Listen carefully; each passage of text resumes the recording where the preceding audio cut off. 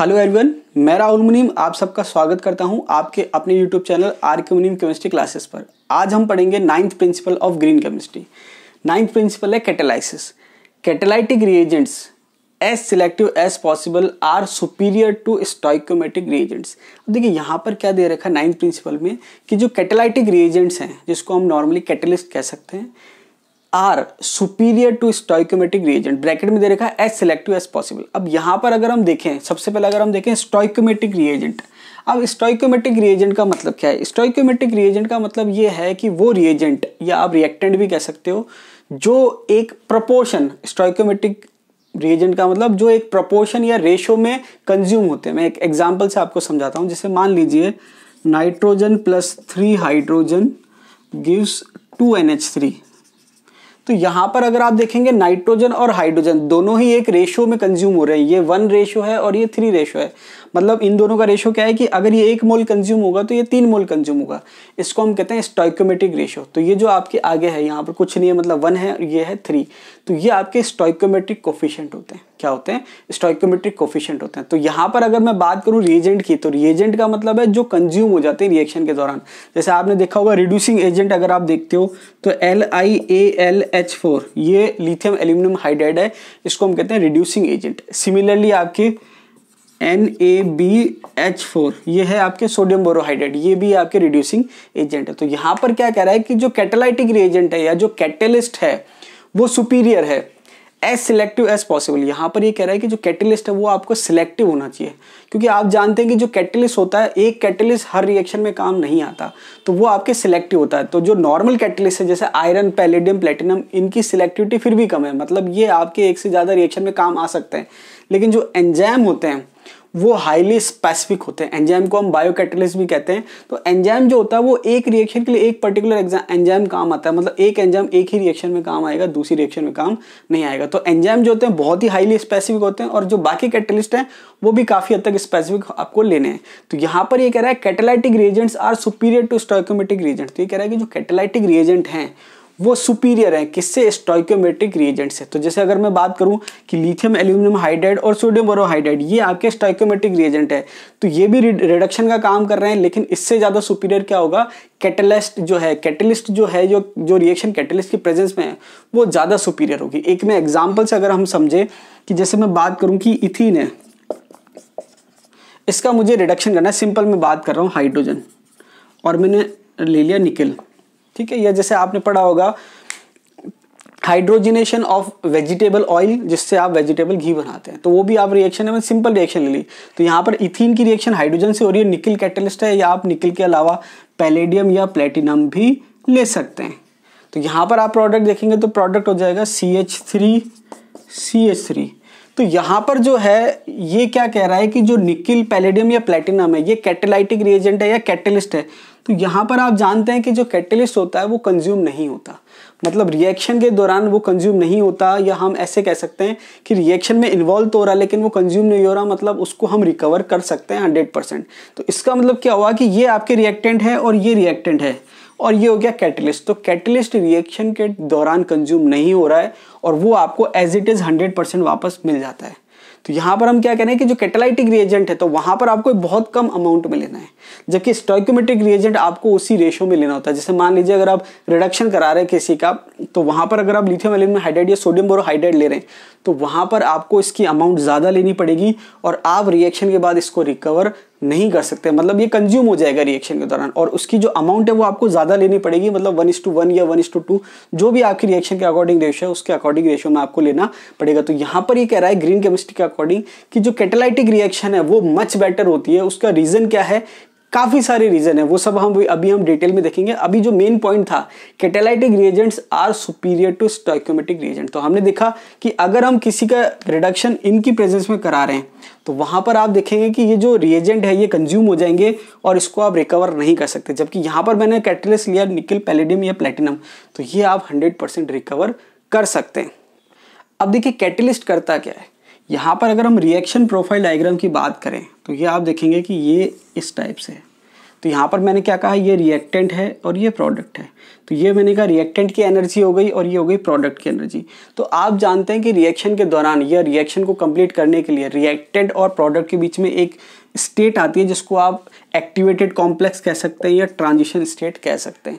तो आप सब जानते हैं कि रिएक्टेंट को प्रोडक्ट बनाने के लिए एक एनर्जी रिक्वायर्ड होती है, मिनिमम एनर्जी, और जो एनर्जी रिक्वायर्ड होती है मिनिमम एनर्जी, उसको हम कहते हैं एक्टिवेशन एनर्जी। अगर टोटल एनर्जी की बात करें तो थ्रेशोल्ड एनर्जी कहलाती है, लेकिन मोर इंपॉर्टेंट टर्म है एक्टिवेशन एनर्जी। मतलब एक्टिवेशन एनर्जी का क्या मतलब है कि रिएक्टेंट को प्रोडक्ट बनाने के लिए जो मिनिमम एनर्जी चाहिए उसको हम कहते हैं एक्टिवेशन एनर्जी। अब होता क्या है कि ये मैंने कहा नॉर्मल रिएक्शन हो रही है तो ये एक्टिवेशन एनर्जी है। अब कैटलिस्ट क्या करता है, देखिए कई बार हम कहते हैं कि कैटलिस्ट रिएक्शन में पार्ट नहीं लेता, ये गलत स्टेटमेंट है कि अगर कैटलिस्ट रिएक्शन में पार्ट लेगा ही नहीं तो फिर वो चेंजेस कैसे करेगा। कैटलिस्ट रिएक्शन में पार्ट लेता है लेकिन खुद कंज्यूम नहीं होता या उसकी कंसंट्रेशन चेंज नहीं होती, मेन चीज ये। अब देखिए कैटलिस्ट करता क्या है कि ऑल्टरनेट पाथ प्रोवाइड कराता है और एक्टिवेशन एनर्जी को कम करता है, या हम क्या है मैकेनिज्म को चेंज कर देता है। तो जैसे मान लीजिए कि ये जो डायग्राम था ये कब था, जब कैटलिस्ट प्रेजेंट नहीं है। अब मैंने कहा जब कैटलिस्ट प्रेजेंट है तो मैंने क्या करा, ये चेंज कर दिया। तो आप डायग्राम देखेंगे तो आपको पता चल जाएगा कि जब कैटलिस्ट एब्सेंट था तो एक्टिवेशन एनर्जी अलग थी, और यहाँ पर जो एक्टिवेशन एनर्जी आ रही है वो ये आ रही है, ये मैंने कह दिया EA'। तो यहाँ पर आप देखेंगे कि कैटलिस्ट की प्रेजेंस में क्या हुआ, रिएक्टेंट की एनर्जी चेंज नहीं हुई, प्रोडक्ट की एनर्जी चेंज नहीं हुई, लेकिन जो एक्टिवेशन एनर्जी वो चेंज हो गई। तो यहाँ पर एक्टिवेशन एनर्जी क्या हो गई, डिक्रीज हो गई। तो इसका मतलब ये हुआ कि कैटलिस्ट क्या करता है कि रिएक्शन को अल्टरनेट पाथ प्रोवाइड कराता है, मैकेनिज्म चेंज करता है और उसकी एक्टिवेशन एनर्जी को कम कर देता है। अब एक्टिवेशन एनर्जी कम करने से होता क्या है, होता यह है कि जो रिएक्शन है वो क्या हो जाती है, फास्ट हो जाती है। फास्ट का मतलब ये है कि जो रिएक्शन को पहले कंप्लीट होने के लिए या रिएक्टेंट को प्रोडक्ट बनाने के लिए ज्यादा एनर्जी चाहिए थी, अब उसको कम एनर्जी चाहिए। तो कम एनर्जी चाहिए मतलब एनर्जी बैरियर क्या हो गया, कम। तो रिएक्टेंट आसानी से क्या करेंगे, प्रोडक्ट बना लेंगे। तो रिएक्टेंट क्या क्या करता है, रिएक्शन में इन्वॉल्व होता है, उसके जो मैकेनिज्म है या जो उसका पाथ है उसको चेंज कर देता है, एक्टिवेशन एनर्जी को कम करता है। उससे क्या होता है कि रिएक्शन जो है फास्ट हो जाती है। इसका मतलब क्या है कि लो टेम्परेचर और लो प्रेशर पर रिएक्शन हो सकती है। मतलब हम कह सकते हैं कि जो रिएक्शन है वो लो टेम्परेचर और प्रेशर पर हो जाती है। अब देखिए ग्रीन केमिस्ट्री के पॉइंट ऑफ व्यू से ये इंपॉर्टेंट क्यों है, ये इसलिए इंपॉर्टेंट है कि अगर आप कैटलिस्ट नहीं लेते तो आपको रिएक्शन के लिए बहुत ज़्यादा टेम्परेचर या बहुत ज़्यादा प्रेशर की रिक्वायरमेंट होती है, लेकिन कैटलिस्ट की प्रेजेंस में क्या होता है कि कम टेम्परेचर पर रिएक्शन हो जाती है। इसका मतलब आपको बहुत ज़्यादा हीट देने की ज़रूरत नहीं है या बहुत ज़्यादा एनर्जी देने की ज़रूरत नहीं है। अगर आप बहुत ज़्यादा हीट देंगे तो जो आपके एनवायरनमेंट में जो एनर्जी कंज्यूम हो रही है या ग्लोबल वार्मिंग की जो कंडीशन है वो बढ़ रही है। दूसरी बात जो है यहाँ पर आपके लो रिक्वायरमेंट ऑफ एनर्जी, मतलब एनर्जी आपको कम चाहिए। कैटलिस्ट क्या करता है, एनर्जी की रिक्वायरमेंट को कम कर देता है। और एनर्जी एफिशिएंसी जो है, एनर्जी एफिशिएंसी उसको बढ़ाने का काम करता है। तो देखिए यहां पर अगर हम देखें एक्टिवेशन एनर्जी को कम कर रहा है, जिसकी वजह से क्या हो रही है, रिएक्शन फास्ट हो रही है। रिएक्शन फास्ट हो रही है तो हम क्या कह रहे हैं कि रिएक्शन फास्ट क्यों हो रही है, क्योंकि यहां पर एनर्जी की रिक्वायरमेंट कम हो गई है। एनर्जी की रिक्वायरमेंट कम हो गई, इसका मतलब क्या है कि आपको कम हीटिंग करनी है, मतलब टेम्परेचर कम चाहिए, कम टेम्परेचर पे रिएक्शन हो जाएगी, प्रेशर कम चाहिए, एनर्जी एफिशिएंसी जो है वो बढ़ जाती है। इसके अलावा देखिए हमने जो पिछला एग्जांपल देखा था उससे बहुत एक इंपॉर्टेंट चीज पता चलती है, एटम एफिशिएंसी। एटम एफिशिएंसी जो होती है वो बढ़ जाती है। जैसे अभी हमने देखा था कि जो लिथियम एल्यूमिनियम हाइड्राइड अगर आप लोगे एज अ रिड्यूसिंग एजेंट, साथ में हम वाटर भी लेते हैं हाइड्रोलाइसिस के लिए, तो यहाँ पर आप देखोगे कि हाइड्रोजन जो है वो काम आ रहा है हाइड्रोलाइसिस के लिए, लेकिन इसके अलावा लिथियम हो गया, एल्यूमिनियम हो गया और ऑक्सीजन हो गया, ये आपके जो एटम है ये वेस्ट हो जाते हैं। इसका मतलब अगर आप रिडक्शन के लिए लिथियम एल्यूमिनियम हाइड्राइड के साथ वाटर ले रहे हो तो यहाँ पर आपके एटम एफिशिएंसी कम आएगी, क्योंकि ये आपके स्टोइकोमेट्रिक रिएजेंट है। लेकिन वहीं पर अगर आपने अभी एग्जाम्पल देखा हाइड्रोजन किसकी प्रेजेंस में, निकल, पैलेडियम या प्लेटिनम, तो वहां पर एटम एफिशिएंसी 100% आ रही थी।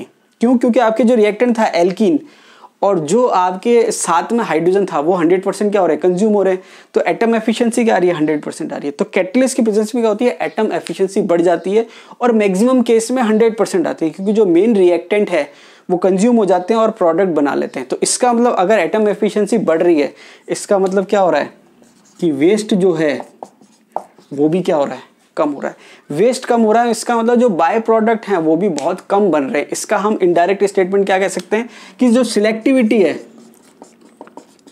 वो भी इंक्रीज हो रही है। मतलब जो है रिएक्शन में जो बाय प्रोडक्ट है वो नहीं बन के क्या हो रहा है, मेन प्रोडक्ट बन रहा है। मतलब सिलेक्टिविटी जो है प्रोडक्ट के प्रति वो भी क्या हो रही है, इंक्रीज हो रही है।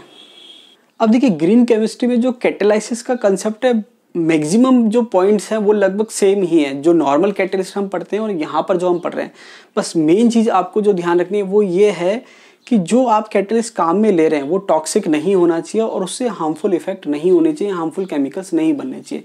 इसके अलावा जो ग्रीन केमिस्ट्री में जिनको फेवर किया जाता है या जो ज़्यादा काम में आते हैं, जिन पे ज़्यादा फोकस रहता है, वो कौन कौन से हैं? एंजाइम्स, जिसको हम बायोकैटालिस्ट कह रहे हैं। इनकी काफ़ी सारी जो है स्पेसिफिक प्रॉपर्टीज़ होती हैं जिसकी वजह से इसको प्रेफर किया जाता है। अभी हम थोड़ा सा देखेंगे इसको। इसके अलावा जियोलाइट्स होते हैं, पीटीसी का मतलब होता है फेस ट्रांसफर कैटलिस्ट, और दे रखा है सॉलिड एसिड्स एंड बेसिस।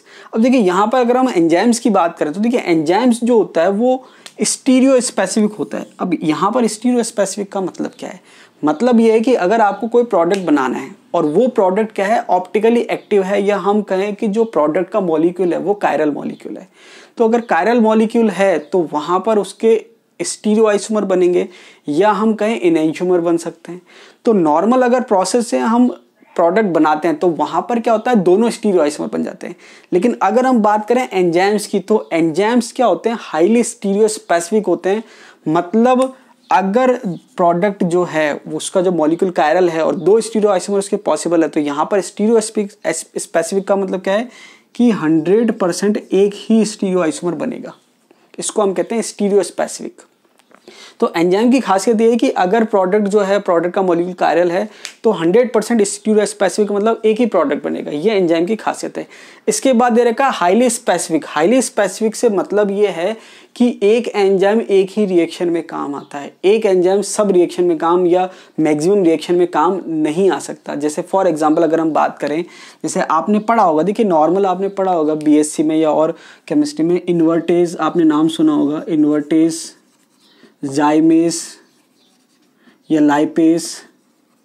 तो यहाँ पर आपने सुना होगा, देखिए इन्वर्टेज क्या होता है कि जो आपके सुक्रोज होती है उसको ग्लूकोज और फ्रक्टोज में कन्वर्ट करने के काम आता है। ये आपने अल्कोहल वाले चैप्टर में पढ़ा होगा। तो इन्वर्टेज एंजाइम क्या कर रहा है कि जो आपके सुक्रोज है उसको ग्लूकोज और फ्रक्टोज में कन्वर्ट कर रहा है। जो जाइमेस एंजाइम है वो क्या करता है कि जो आपके ग्लूकोज है उसको इथेनॉल में कन्वर्ट करता है। किस में कन्वर्ट करता है? इथेनॉल में। लाइपेज जो है वो क्या करता है? फैट हाइड्रोलाइसिस करता है, फैट के हाइड्रोलाइसिस में काम आता है। तो ये आपके अलग अलग एंजाइम हैं और अलग अलग एंजाइम का फंक्शन क्या होता है, स्पेसिफिक होता है। इसके अलावा जितनी भी एंजाइमेटिक रिएक्शन होती है वो एक्वस मीडियम में होती है। जैसे अगर मैं बात करूं कि जैसे हमारी बॉडी में रिएक्शन हो रही है तो हमारी बॉडी में जितने भी एंजाइम है वो रिएक्शन जो कर रहे हैं वो एक्वस मीडियम में रिएक्शन कर रहे हैं। इसके अलावा सिंगल स्टेप। अब सिंगल स्टेप का मतलब ये है कि आपके जो रिएक्शन हो रही है वो मेनली एक स्टेप में हो रही है। एक स्टेप का मतलब ये है कि आपके बीच में डेरिवेटिव्स नहीं बनेंगे, डायरेक्ट आपके क्या बनेगा, डिजायर्ड प्रोडक्ट बनेगा। तो ये एंजाइम की खासियत है। अब देखिए आपने शीट में क्वेश्चन देखा होगा या नहीं होगा तो मैं आपको शेयर कर दूंगा। यूज इन कन्वेंशनल मेथड मतलब कौन सा केमिकल कंपाउंड है जो कन्वेंशनल मेथड में यूज होता है। तो वहां पर आपको ऑप्शन मिलेगा AlCl3। देखिए ये एग्जाम में क्वेश्चन पूछा जा चुका है, आ सकता है एग्जाम में। AlCl3 जो है यूज्ड इन कन्वेंशनल मेथड। इसका मतलब जो पहले मेथड था वहां पर AlCl3 काम आता था। किस काम आता था? फॉर्मेशन ऑफ डिटर्जेंट, डिटर्जेंट के फॉर्मेशन में काम आता था AlCl3।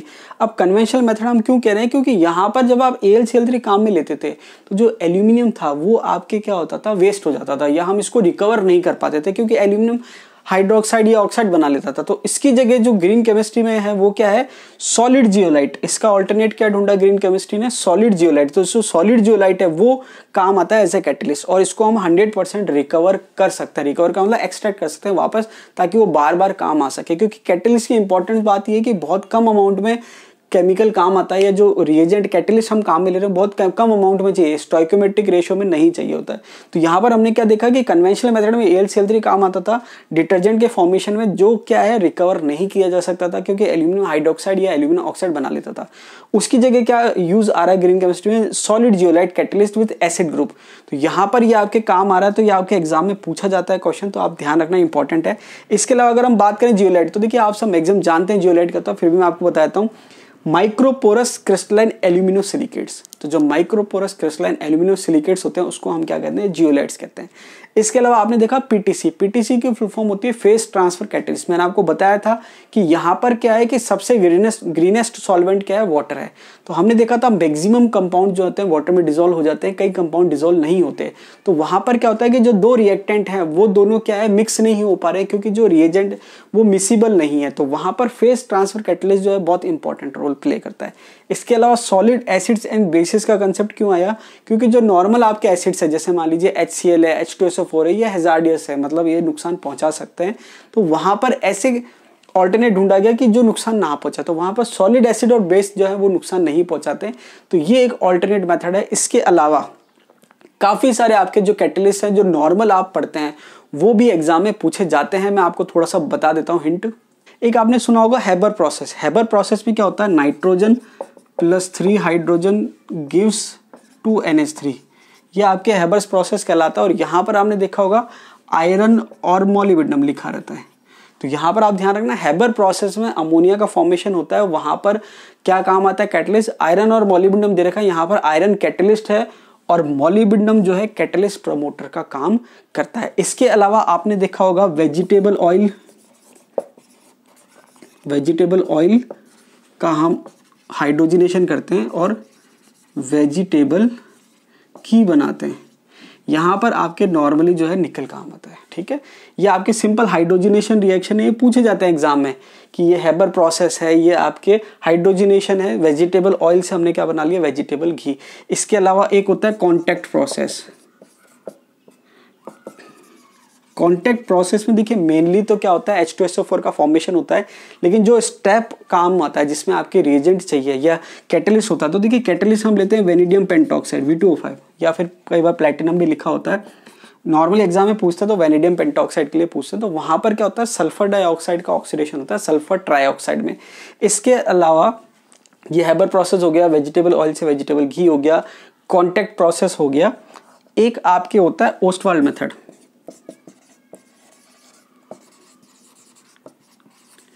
ओस्टवाल्ड मेथड में जो होता है वो आपके HNO3 हम बनाते हैं, वहां पर ऑक्सीडेशन होता है नाइट्रोजन ऑक्साइड का, वहां पर आपके जो है प्लेटिनम काम में आता है, ठीक है। तो ये आपके कन्वेंशनल मेथड है जो कैटलिस्ट आपके काम आ रहे हैं, ये आपको ध्यान रखना है, एग्जाम के पॉइंट ऑफ व्यू से इंपॉर्टेंट है।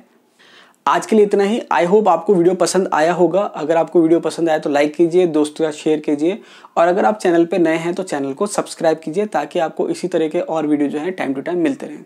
धन्यवाद।